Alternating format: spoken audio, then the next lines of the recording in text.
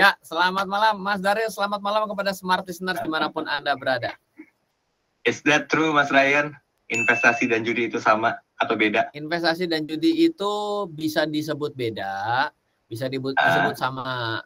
Kalau lagi rugi, berlaku ya. Kalau lagi rugi dibilang kalau ini bagian dari judi. Kalau lagi untung, wah ini investasi yang berhasil. Jadi bingung. Oke, mungkin per definisi kita perlu pilih dua hal ini dulu nih. Kan ini kan ada dua kata yang digabungkan menjadi satu sehingga menimbulkan satu perspektif yang berbeda ya, atau pemaknaan yang berbeda ya Mas Ryan ya. Baik. Investasi sejatinya apa dan judi itu sejatinya apa? Kita harus fair melihat dua hal ini. Silakan Mas Ryan. Ya, dari apa yang saya pelajari, genap sudah 17 tahun ya kan, udah potong kue berkali-kali nih belajar investasi ini udah dari tahun 2004 sampai hari ini gitu ya. Jadi apa yang saya coba ambil highlight versi saya sendiri sebenarnya memang sangat sulit bagi kita itu mendefinisikan secara terpisah karena kadang-kadang menjadi agak mirip dan kadang-kadang itu ada sedikit hal yang akhirnya mepet. Jadi kalau saya mau mendefinisikan itu saya definisikan dengan kondisi tiga hal yang berbeda itu dengan wujud yang sama, dengan benda yang sama, yaitu adalah antaranya trading, berdagang, berinvestasi, dan berjudi. Saya bilang pakai sebuah analoginya adalah sapi.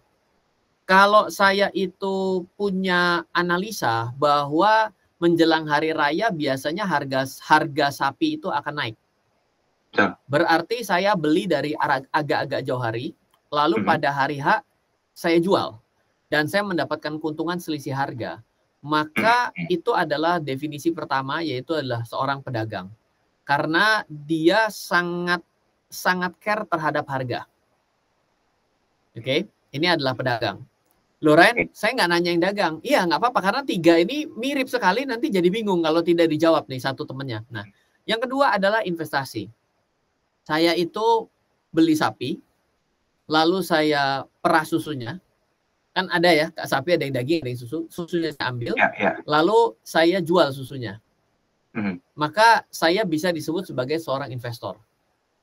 Kenapa? Karena saya tidak hanya berpikir mengenai sapinya hilang, tapi susunya yang saya ambil.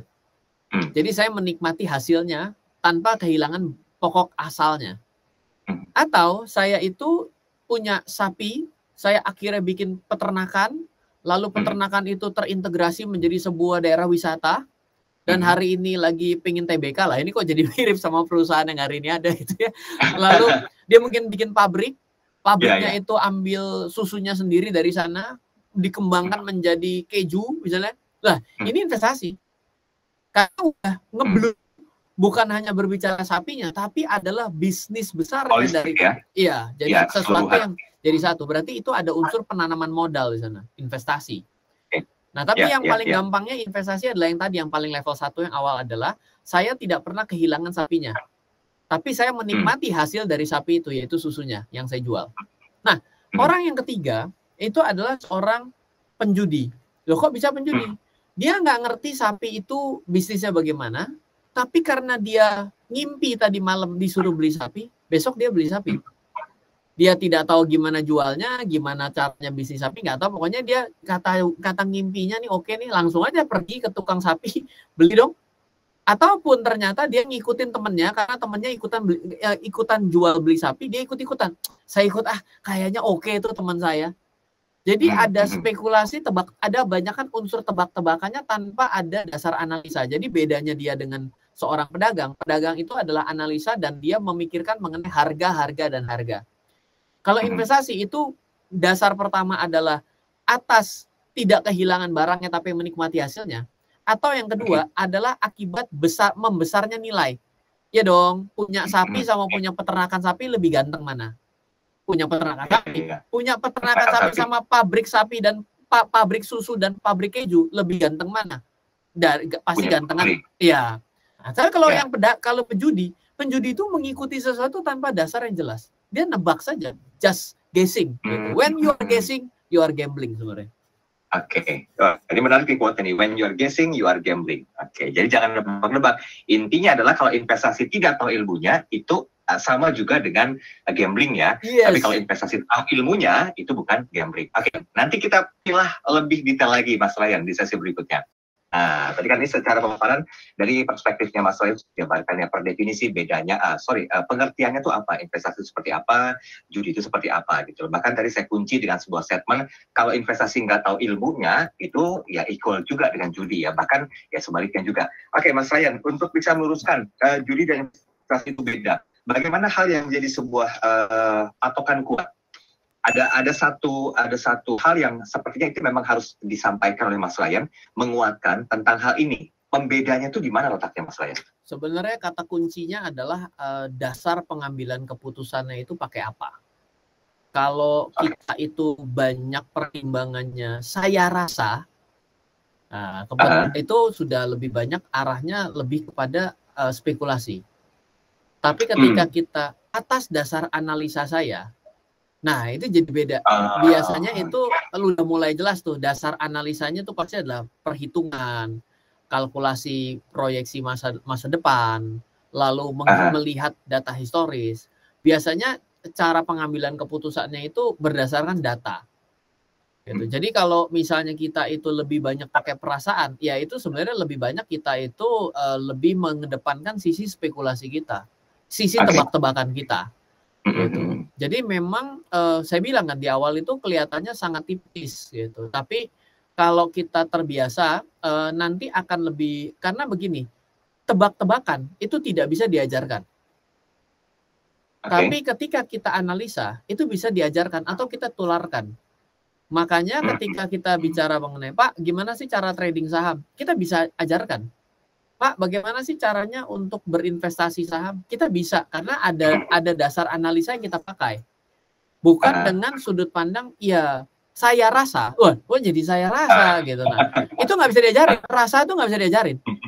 Sulit. Kalau mengajarkan rasa itu, jawabannya ya, kalau kita mau mengajarkan rasa, itu lama-kelamaan dengan kebiasaan.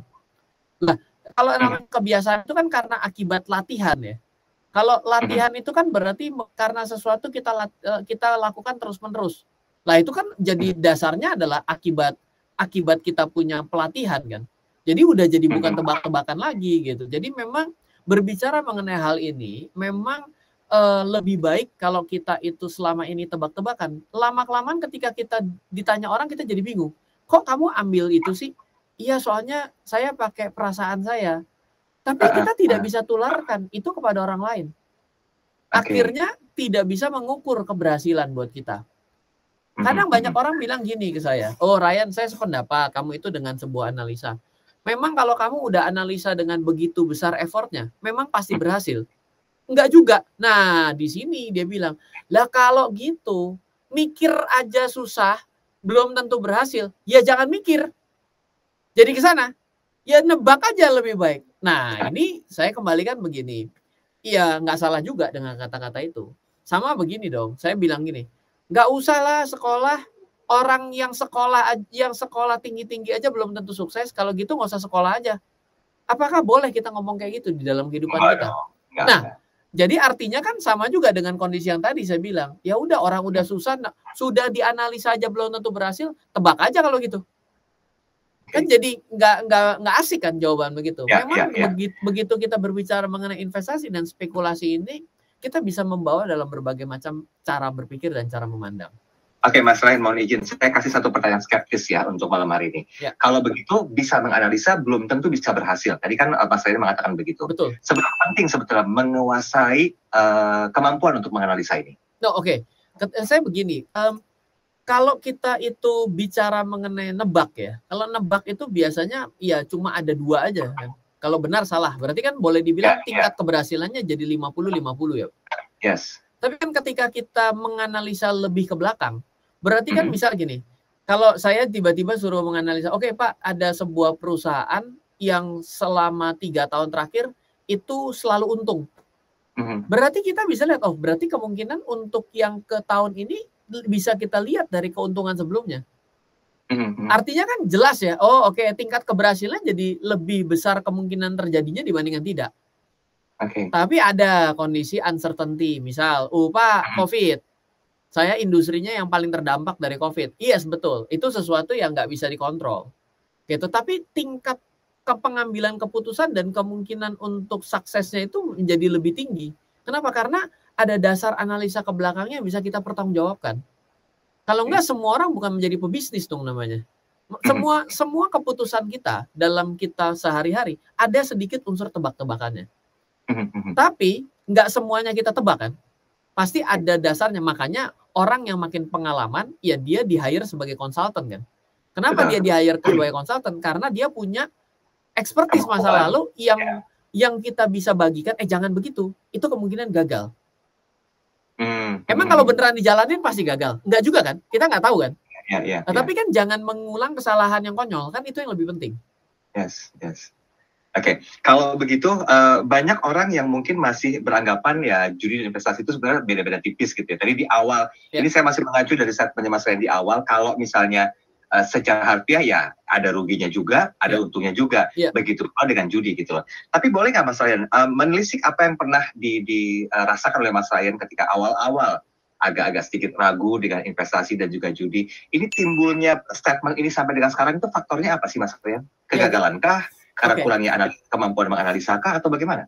Saya juga adalah orang yang sebenarnya vokal dan kritis ya. Jadi jangankan teman, keluarga juga saya debat gitu. Bahkan papa saya adalah salah satu yang kita banyak yang berbeda ya. Karena saya itu kan otak kiri sekali, papa saya orang otak kanan sekali. Artinya banyak yang nggak ketemu ya cara berpikir ya. Tapi saya adalah orang yang memang datangnya itu dari berpikir ya kalau yang analisa susah-susah aja gagal kok ya kayaknya nggak seru juga dianalisa. Saya pernah dalam posisi itu gitu. Tapi saya mau cerita satu kisah nyata. Saya itu benar-benar merasa down ketika tahun 2008. Saya rasa dengan seluruh kemampuan saya pada hari itu, saya rasa saya harusnya bisa untuk tidak, artinya tidak rugi lah dalam keadaan tahun 2008. Dengan analisa yang ada di pasar. Tapi ternyata saya malah terjebak di harga tertinggi di krisis tahun 2008. Jadi di tahun 2008 itu saya bilang gini, saya berpesan ke diri saya, apa yang harus saya pelajari agar saya terbebas dari kondisi ini bila ini pernah terjadi lagi nanti. Nanti itu kan nggak tahu dong, siapa yang pernah tahu? 2010, 2011 kita nggak tahu. Saya pelajari, saya belajar, oh ternyata tuh data seperti ini, oh ternyata yang namanya penurunan pasar seperti ini. Jadi saya punya catatan penurunan pasar yang dijadikan dasar analisa kan. Ketika 2020 terjadi, saya full gas loh. Orang itu tidur, saya nggak tidur. Saya dari hari pertama bulan Maret 2020, itu saya lanjut, saya tancap gas. Dan ternyata memang betul, hasilnya malah saya eksponen dalam kondisi 2020 ini. Bukannya jadi sombong, bukannya juga artinya mau jadi kayak praktisi bisnis, bukan. Saya mengambil benar-benar momen 2008 itu saya bilang, ini nih, kondisi ini nih yang mirip. Dasar analisa saya benar-benar saya pakai di sini. Sehingga ketika masuk di tahun 2020 dan benar-benar di bulan Maret, itu saya tancap gas dengan saya modeling yang saya tengah pelajari selama ini saya tunggu-tunggu untuk saya nyoba. Saya hari ini lagi audit laporan keuangan di perusahaan saya. Nggak ada satupun tuh yang laporan atas investasinya rugi. Untung semua. Ya itu adalah contoh gitu. Jadi bukannya artinya saya sebenarnya jujur orang yang nggak suka ngomong-ngomong kayak gini gitu ya, karena buat saya bagian dari nyombong ya. Tapi bagaimanapun juga saya mau cerita bahwa ketika Anda mempelajari sesuatu, baik kegagalan diri Anda sendiri atau tidak, investment itu penting untuk bisa melakukan kepercayaan diri ketika Anda menyatakan untuk melakukan sesuatu. Anda itu perlu sekali untuk menganalisa dalam investasi itu. Nggak bisa hanya dengan unsur tebak. Loh Pak, ada nggak yang tahun 2020 lebih berhasil dari Anda dan karena dia menebak? Oh pasti ada. Pasti ada. Tapi tidak bisa diajarkan. Bedanya bisa saya tularkan ke orang lain. Gitu. Itu penting ya, yang bisa diduplikasi. Yang penting itu adalah duplikasinya. Jadi kesuksesan itu bisa kita bagikan kepada orang lain. Baik. Break sebentar ya, Tanggung. Nanti kita sambung di sesi yang berikutnya. Hari ini kita akan coba lebih fokus membahas tentang judi dan investasi itu berbeda ya. Walaupun secara garis besar, dua-duanya itu harus tahu dan paham ilmunya. Kalau misalnya Anda berinvestasi nggak tahu ilmunya, ya rugi terus. sehingga menggiring asumsi menuju ke arah wah ini gambling nih kayak gini nih nggak jelas nih karena Anda nggak tahu ilmunya gitu loh. Lain dengan judi yang memang itu misteri guestnya tuh begitu kuat dan juga maksimal banget gitu loh, begitu masif maksud saya. Oke, kita ke WhatsApp dulu ya, Mas Ryan ya. Siap. Ini sudah ada Ibu Tiwi. Kalau Ibu Tiwi bilang begini, selamat malam Mas Ryan. Ngedengar tema ini jadi ngeri-ngeri sedap deh. Jujur saya nggak pernah tahu untuk ilmunya untuk bisa berinvestasi. Mau coba-coba investasi di bidang properti dan juga saham, tapi masih tipis ilmunya.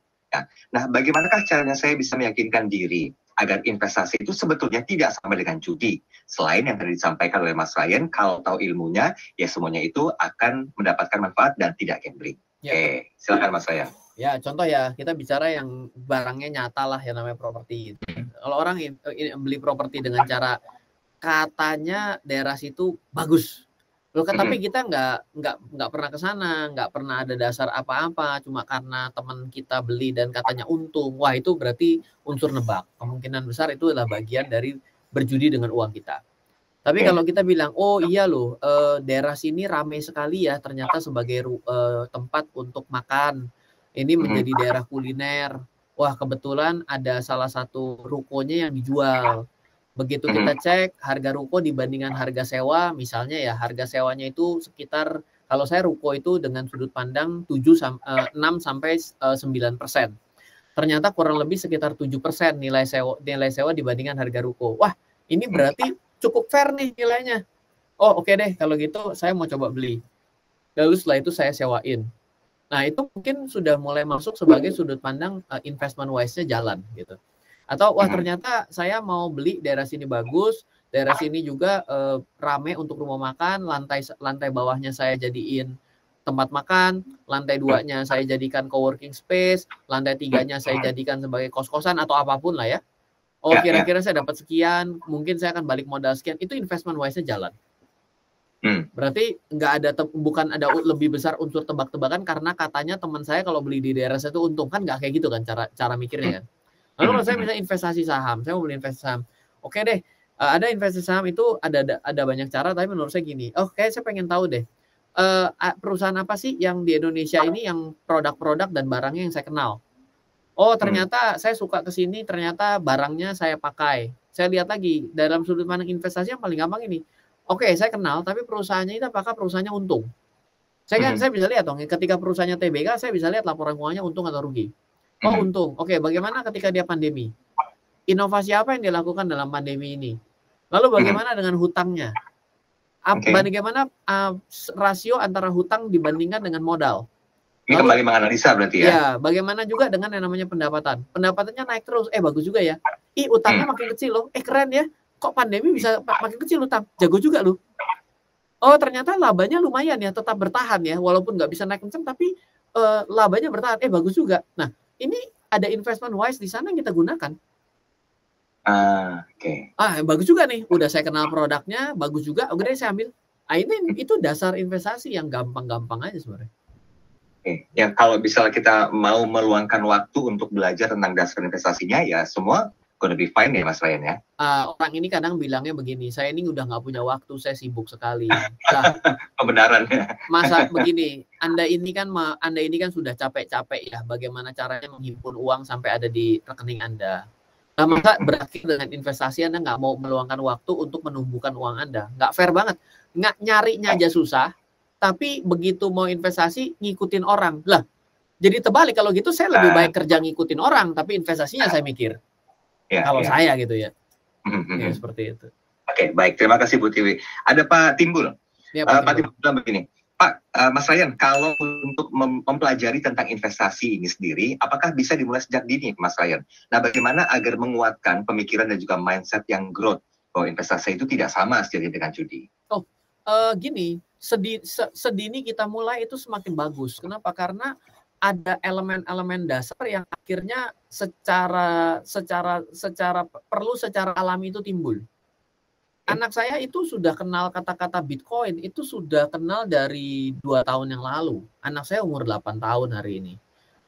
Tadi malam sebelum tidur kan saya biasa yang ngelihat pasar Amerika gitu ya. Dia bilang, kan gampang Dedi, dia bilang. Kalau beli aja ketika lagi murah, jual ketika mahal. Loh, saya jawab, dia kan lagi udah mau tidur. Saya bilang, loh kenapa tidak dijual, kita nggak beli dalam keadaan mahal, jual ketika murah? Loh, ya rugi dong. Lah, saya nggak pernah ajarin itu loh. Tapi dia bisa mengcombine itu karena dia udah terbiasa, tahu bapaknya nih hobi lihat saham. Tahu nih bapaknya nih kadang-kadang kalau harga emas suka gini. Saya ngobrol sama istri, saya mau naik cryptocurrency. Yes, itu secara dini itu akhirnya analisanya itu sampai message-nya padahal kita nggak ngomong loh. Ya. Ya, gimana tuh saya jelasinnya? Tapi saya kenal terlambat tuh. Ini faktor kebiasaan orang tuanya juga gitu kan, menduplikasi apa yang orang tuanya lakukan. Nah, kalau yang belum gimana? Makanya kita mulai saja cerita, kayak kita liatin yuk saham. Apa sih saham? Oh ternyata saham tuh beli perusahaan. Oh ini perusahaan. Anak saya itu walaupun umur 8 tahun, dia bisa dibalik sebuah merek barang gitu. Dia lihat loh, yang bikin siapa. Dia perhatiin karena saya ngeliatin itu gitu. Nah jadi itu adalah sesuatu hal yang perlu perjalanan memang. Memang saya bilang gini, aduh Pak, kalau saya ternyata udah telat, nggak apa-apa Pak, telat. Tapi tidak untuk anak Anda. Kalau Anda hidup untuk hari ini demi kita doang, menurut saya kurang. Karena kita sebenarnya harus hidup bagi generasi selanjutnya. Menurut saya ini juga udah kenal 17 tahun, ngerasa terlambat. Baik. Timur, terima kasih. Dan juga ada satu lagi, boleh ya, Mas Ryan ya? Ayo. Ada Susi Septisa. Susi bilang ini kan, Mas Ryan, mungkin kalau secara ekspertis seperti Mas Ryan bisa menjelaskannya bahwa investasi itu tidak sama dengan. Nah, tapi bagaimana kita yang masih awam, Mas Ryan, agar bisa memberikan satu edukasi walaupun kecil? Karena saya percaya orang yang memberikan kebermanfaatan walaupun kecil juga akan berguna. Bahwa investasi itu tidak sama dengan judi. Apa yang harus saya sampaikan bagi orang awam untuk bisa melakukan literasi dalam hal ini? Begini ya, saya ini kan orang yang mengenal investasi 17 tahun kebetulan. Dulu saya tuh ingin sekali mau ngasih tahu orang gitu. Ini loh investasi, kamu harus investasi agar hidup kamu menjadi lebih baik, begini. Nggaknya waktu dia beli dia rugi. Pas lagi turun kan kita juga nggak tahu. Malah akhirnya saya jadi kurang bagus hubungannya. Oke. Jadi kalau saya sudah berhenti melakukan itu. Yang saya lakukan adalah saya membuktikan saya melakukan itu terus-menerus. Saya membuktikan bahwa tiba-tiba saya ngobrol, di mana? Oh iya properti itu, oh iya tahu kok. Loh kok bisa tahu? Ada 2 unit, akan bilang gitu ya. Loh kok tahu beli? Iya karena begini, analisanya apa, ceritain.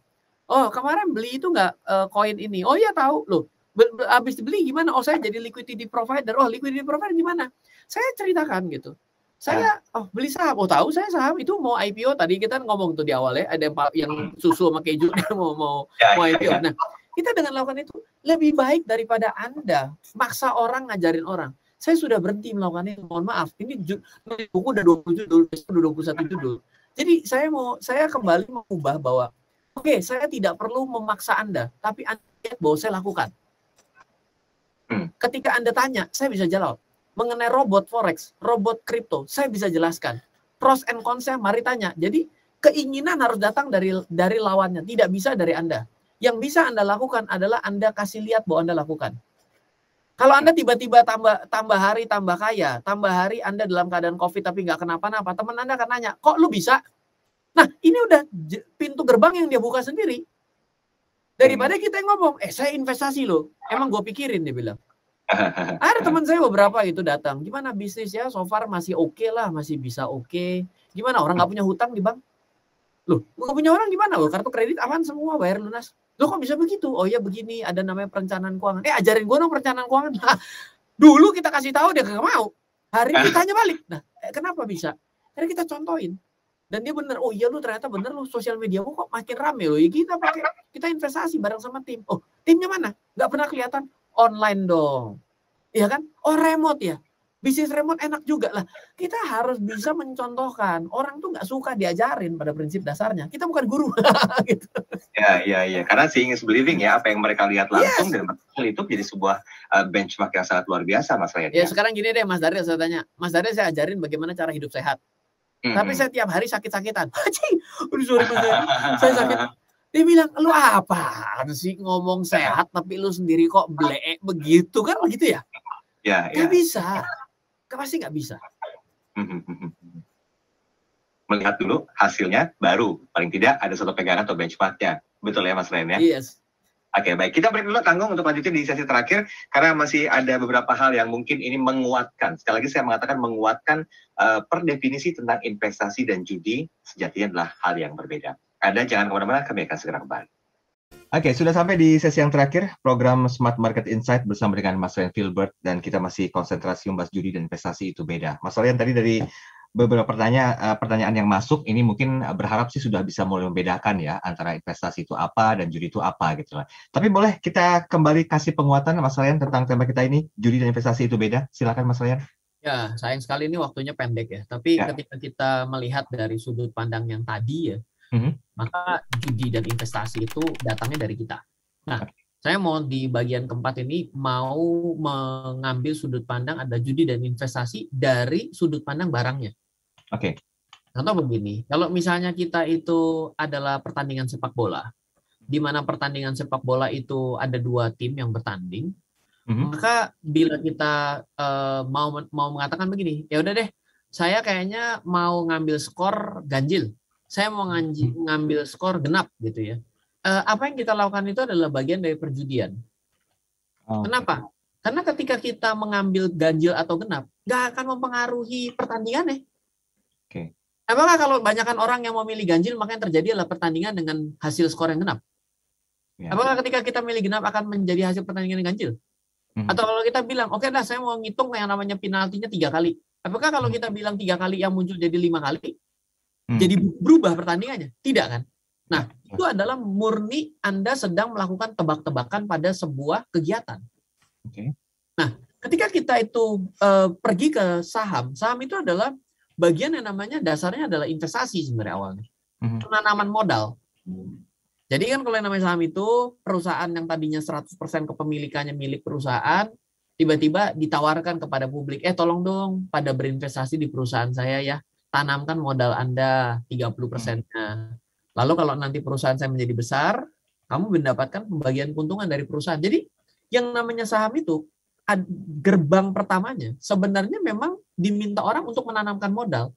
Menanamkan modal itu adalah terminologi dasar daripada investasi itu sendiri. Jadi memang ada sebuah pasarnya, barangnya yang memang awal dasar muasalnya adalah diperuntukkan untuk perjudian. Contohnya ya kayak kita itu berbicara mengenai tanding sepak bola, kita milih ganjil genap, atau kita pergi ke kasino, kita ngambil roulette, kita lihat ganjil genap. Apakah ketika banyakkan orang yang memilih genap, hasilnya keluar yang ganjil? Enggak dong. Karena kan hanya masalah teori probability saja. Dan tidak mempengaruhi apapun keputusan yang kita ambil terhadap hasil yang akan keluar. Itu judi. Gitu. Tapi ketika kita berdatang ke saham dasar pertama kali kita datang, itu sudah memang bagian dari permintaan investasi. Baru berkembang. Karena harganya bisa naik akibat untung perusahaannya, sehingga banyak orang yang ingin membeli saham tersebut, maka jadi hukum permintaan dan penawaran. Hukum permintaan penawaran itu jadi ruang gerak orang dagang. Kan orang dagang itu pasti datangnya dari hukum permintaan penawaran dong. Betul. Kalau barangnya langka, harganya mahal, pedagang minat untuk masuk karena marginnya tebal. Kalau barangnya udah jelek, marginnya tipis, suffering, pedagang akan turun. Kenapa? Karena pembeli yang akan taking control terhadap pricing dan neken harga. Nah, sedangkan ketika kita itu nggak jelas ngapain, tiba-tiba ya saham pun bisa kita judiin. Gitu. Jadi ada dasar dari barangnya yang memang sebenarnya didesain untuk perjudian, ada didesain untuk investasi, tapi bisa berkembang ke tempat yang lain. Kalau yang namanya instrumen seperti investasi di saham itu dijadikan tebak-tebakan ya jadi judi juga. Lagi-lagi ini tergantung bagaimana perspektif kita melihat dan juga menilai ya, Mas Ren ya. Ya. Ini satu lagi pertanyaan yang masuk dari Ibu Marta. Kalau Ibu Marta bilang begini katanya, jadi apa yang harus dilakukan Mas Ryan untuk bisa membedakan mana investasi dan juga mana judi? Ya tadi di penjelasan yang sesi keempat ini, ketika Anda pergi ke pertandingan sepak bola dan Anda tebak skor, itu adalah bagian dari judi. Karena memang apapun yang Anda lakukan, skor berapapun yang Anda pasang, itu nggak akan mempengaruhi pertandingannya. Itu jelas gitu. Kalau Anda pergi, saya ini perginya ke kasino tapi saya investasi loh, kok bisa gitu. Jadi udah salah gitu. Tapi kalau kita perginya ke saham, kemungkinan besar bila Anda melakukan konsep yang paling basic, yaitu adalah membeli saham dan disimpan, ya berarti itu sedang terjadi investasi di sana. baik, baik. Ya, sesimpel itu sebenarnya. Ini berlaku nggak sama semua instrumen investasi, Mas Sayan? Iya. Lah kan kita sekarang lihat yang namanya beli properti gitu. Propertinya apa? Oh iya nanti mau saya sewain. Kan berarti kembali ke yang pertama kali kita bilang sama seperti punya sapi menikmati susunya tuh. Nama kita beli ruko, kita sewain. Berarti kan kita rukonya nggak pernah hilang, tapi kita dapat susunya dari si ruko itu yang hasil dari kita sewain kan. Ya. Nah, tapi kan kalau misalnya kita itu jual, kita beli ruko 2 bulan kemudian kita jual kalau ada yang cocok harganya lah, itu kan seperti lagi dagang sapi kan. Ya. Jadi kan sebenarnya prinsip dasarnya mau dilakukan dimanapun sama saja. Oke, baik. Tunggu, tadi ada satu saya coba lihat deh. Ini Ya. 0817 19243 sekian katanya. Ada kelas pembelajaran nggak untuk investasi, baik itu properti, saham, atau mungkin juga trading di bidang lainnya? Wah, ini terima kasih, pertanyaan inilah yang membuat saya bisa jualan di Smart Time. Anyway, sebenarnya tim saya itu setiap bulan itu selalu membuat kelas. Jadi ada kelas khusus untuk trading saham. Lalu ada juga kelas untuk investasi saham. Ada juga kelas untuk belajar mengenai cryptocurrency. Ada kelas untuk membeli emas. Itu kita setiap bulan itu kita rotasi. Ada juga kelas untuk merencanakan aset, yaitu adalah aset planning untuk bagaimana mendapatkan passive income dari multi instrumen. Itu kita juga ada kelas seperti itu. Jadi kita memang milih kelas seperti itu. Mungkin kalau untuk Bapak dan Ibu bisa lihat ke Instagram saya ya di Ryan Filbert. Nanti tinggal DM aja. Nanti kita akan bantu untuk arahkan ke tim untuk bisa bertanya lebih jauh. Oke, baik. Mas Ryan, waktu kita tanggung nih, masih ada 5 menit lagi sebenarnya. Tapi dari sekian banyak pemaparan dan juga pertanyaan yang masuk dari WhatsApp kami, intinya mereka ingin mengetahui apa sih sebenarnya tolak ukurnya ketika investasi itu memang berbeda dengan judi, Mas Ryan. Sehingga bagi para smart listeners yang ingin memulai investasi itu nggak takut untuk melangkah gitu loh, Mas Ryan. Ini kan kembali lagi ke statement awal ya, kalau tahu ilmunya itu bukan berarti gambling atau judi, walaupun kadang-kadang harus rugi dan juga harus untung gitu loh. Nah, apa yang menjadi konklusi perbincangan kita, Mas Ren? Cukup panjang, 3 menit, silakan. Ya, kalau saya mungkin gampangnya begini ya. Pertama ya, kita harus memilih yang namanya instrumen yang memang jelas biasanya diperuntukkan untuk berinvestasi. Anda membeli properti, membeli emas, membeli saham, membeli obligasi, deposito. Anda sudah datang ke tempat yang tepat. Memang itu adalah kendaraan investasi. Tapi masalahnya ada yang kendaraan investasi larinya kenceng, tapi resikonya tinggi. Ada yang larinya pelan, resikonya pelan. Contohnya investasi, misalnya Anda penempatan pada obligasi, ya udah pasti itu kan pelan gitu. Ya untungnya juga terbatas gitu. Nah, itu sudah benar masuknya ke sana. Nah, tapi kadang-kadang ketika kita sudah masuk mau membeli saham semangat 45, kebingungan yang muncul tiba-tiba jadi gini, saham apa ya yang mesti dibeli ya? Saya tanya Mas Daryl lah, Mas Daryl beli saham apa? Nah, di sini mulai tebak. Di sini mulai tebak. Nah, di sini yang sebenarnya tidak boleh. Masalahnya kan gini, kalau misalnya orang-orang, nggak apa-apa lah saya ikutin, toh untung. Nah, kan jadi begitu kan? Kalau untung adalah investasi. Kalau rugi, saya judi. Kan jadi begitu. Nah, itu yang nggak boleh. Jadi, bagaimana Mas Ryan? Saya nggak ngerti pemula, saya gimana cara beli saham. Kalau saya nggak ngerti, saya nggak bisa ketemu Mas Ryan, saya juga nggak ketemu Mas Daryl. Sebenarnya gampang saja, seperti yang tadi, bahwa saham itu kan membeli perusahaan. Masa iya dari 700 perusahaan yang di Bursa Efek Indonesia, 3.000, 5.000 saham yang ada di Nasdaq, yang ada di Amerika, masa satu biji pun Anda nggak pernah kenal produknya? Mustahil banget, Anda tinggal di mana gitu ya. Jadi atau nggak pernah keluar rumah tapi bukan akibat pandemi, tapi sudah dari 2 abad yang lalu gitu. Tapi nggak pernah ketemu produk. Loh, Anda diam di rumah pun Anda ketemu produk kok. Ya, di depan layar saya Apple yang dicokot, ya kan, handphone saya, ya kan, udah pasti punyanya dari mana. Nah, itu semua tuh ada bisa Anda beli sahamnya. Jadi itu nggak tahu, saya hampir kehabisan kata-kata kalau ditanyakan begitu susah karena Anda tidak pernah nyoba, karena Anda berpikir adalah saya harus bisa dulu, ngerti dulu baru investasi. Saya jamin nggak akan pernah bisa, nggak bisa. Jadi yang perlu dilakukan itu Anda coba. Tapi kalau Anda nyobanya gede banget, namanya itu jadi spekulasi. Coba kayak saya nih, saya ceritakan sedikit. Teman-teman saya bilang, saya nggak ngobrolin mengenai NFT dong, gimana cara ngejelasinnya. Sudah dijelaskan berkali-kali, nggak bisa, nggak kebayang. Tapi saya kenapa bisa? Oh gampang, saya waktu itu, gambar lucu banget kayak gini kok disuruh beli ya. Harganya mahal banget nih, sampai 300.000, coba beli Harga indikator yang paling murah, ada yang 40-50 juta, saya nggak mau. Oh, ternyata kenapa ini jadi disebut NFT karena masuk ke wallet saya, nempel. Saya bisa cerita sama semua orang, kamu semua di seluruh planet ini, kamu tahu gambar ini? Tahu siapa yang punya? Ini punya saya. Loh, bukti digitalnya gimana? Tuh kamu cek pada network. Nah, jadi cara belajar yang paling bagus untuk mengerti sesuatu, memang Anda harus coba. Apalagi hari ini zamannya digital loh. Anda bilang, saya mau pergi ke bank yang mana udah digital semua. Saya mau transfer uang. Emang Anda pernah pergi ke bank untuk transfer uang hari ini? Atau Anda cuma pencet-pencet doang? Susah sekali kan mengimajinasikannya. Ya, entah itu asalnya adalah Anda mau ngomong ada investasi trading atau judi, pada akhirnya itu yang membuat Anda paling gampang itu untuk bisa mulai dari investasi itu. Anda pergi ke tempat yang benar. Udah benar dong, investasi saham nggak salah.